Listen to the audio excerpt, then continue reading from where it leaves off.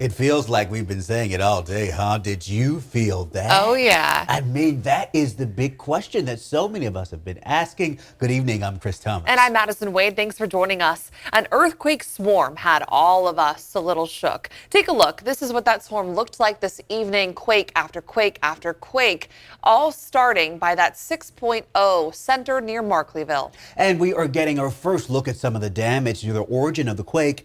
This is Walker Thrift Store in the Colville community of Mono County. The quake knocked things to the ground, shattered glass, and made a big mess, as you can see. The store says it's hosting a cleanup tomorrow morning at 10:30. And some incredible images. This one from a man driving along the freeway as this quake happened and capturing a rock slide in real time.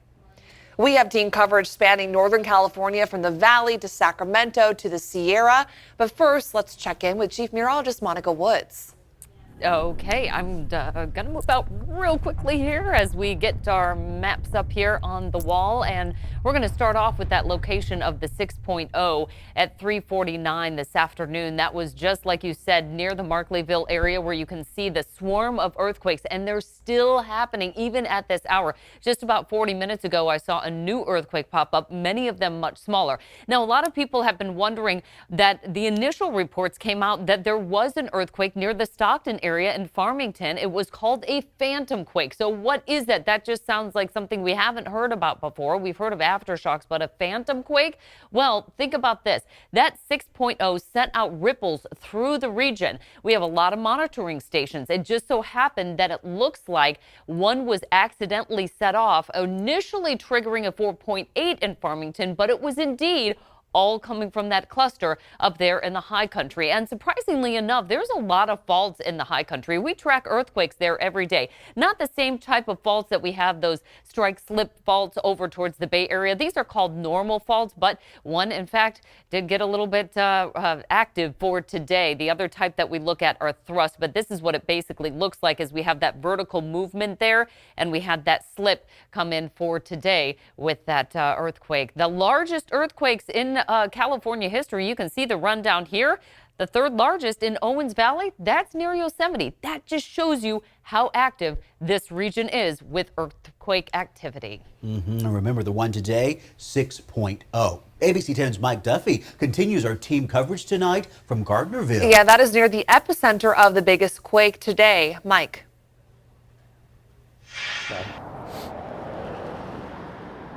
Three, two, one. Well, good evening, guys. We wanted to get you as close to the action tonight, so we're here in Gardnerville, which is about 35 miles from the epicenter of that earthquake today. And pretty much everyone in town has a story to tell. In fact, one woman I spoke with earlier today says that she was driving through Walker Canyon today, and there were actually boulders in the road, and CHP was routing people around these boulders. She said she had to wait for a period of time. I also spoke with the manager here at Sharky's, and he told me today that the whole place was shaking. The customers, many people who were at this casino, were kind of trying to figure out what was going on. The floor, he said, was making this really strange sound, as was the bar. And he said it's a really old building, so he was impressed that there was no damage that he could report. And then finally tonight, I also spoke with a woman who lives in South Tahoe, and she said what she saw today really blew her away, because for the first time in 35 years, she said it was the strongest earthquake she had ever experienced. She said the building she was working in was actually rolling, and everybody in that building pretty much evacuated because they were unsure of how dangerous it was. So clearly everybody has a story. They're really feeling it here, as close as really you can get to the epicenter of that earthquake. And of course, we'll continue to collect these stories, and we'll have more for you tomorrow. Chris, Madison.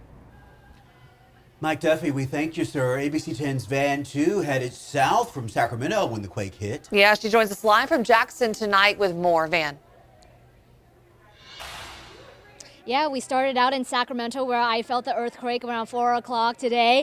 And now we are in Jackson in Amador County, roughly 60 miles from the epicenter. And, you know, no reports of damage or injuries here. So folks really taking it in stride this evening. It is karaoke night at the main event bar. So a topic of discussion at the watering hole tonight, of course, is did you feel that earthquake? And most people who were walking along historic Main Street today say it was hit or miss if they felt the shake or not. Those who didn't didn't say they were driving around that time, but those who did feel it say it was the largest rumble they've felt in decades. Take Maggie Leon, who's serving drinks behind the bar tonight, and she lives higher in the hills where she is used to small shakes here and there, but she said these quakes earlier this afternoon rocked her house for about 30 seconds.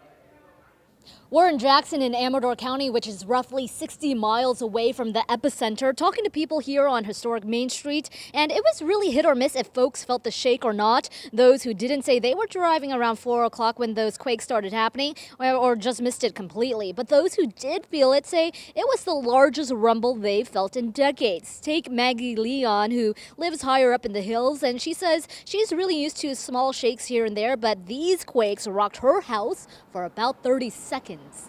And my girls were sitting on the couch next to me, and all of a sudden the whole couch just started moving, and we watched all the aftershocks through the plant because the plant was going brrr.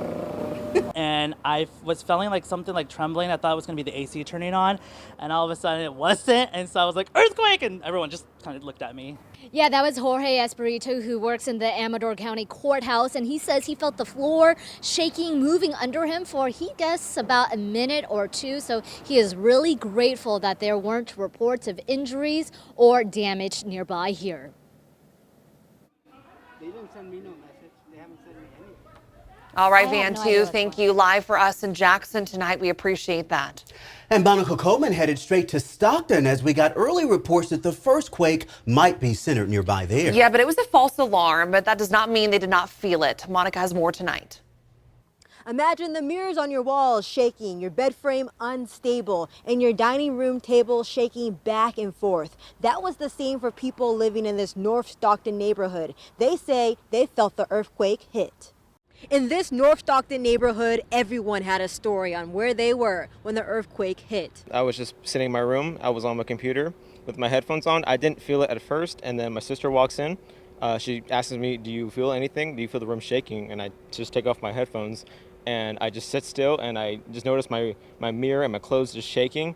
And then next thing I know, I just feel myself just swaying around. I was laying down in my bed, and I heard my TV shaking, and then all of a sudden my bed started shaking. Others who were not home say they did not feel it at all, like Nathan Clark, who says he was on the road to Manteca with his father and brother when he got a panicked call from his mother. Mom called, and she was like, she's in the building downtown with the big in-shape building, and she said they felt it pretty bad up there. No, she just said she called us in a panic because she thought we were gonna feel it, but she felt it up there and we didn't feel a thing. Many neighbors say this wasn't the first time they felt the earth rumble under them, and that experience helped them stay calm as the 4.8 magnitude quake hit San Joaquin County and beyond. This is my first time being awake, because it's actually happened a few times here, but it happened at in the middle of the night.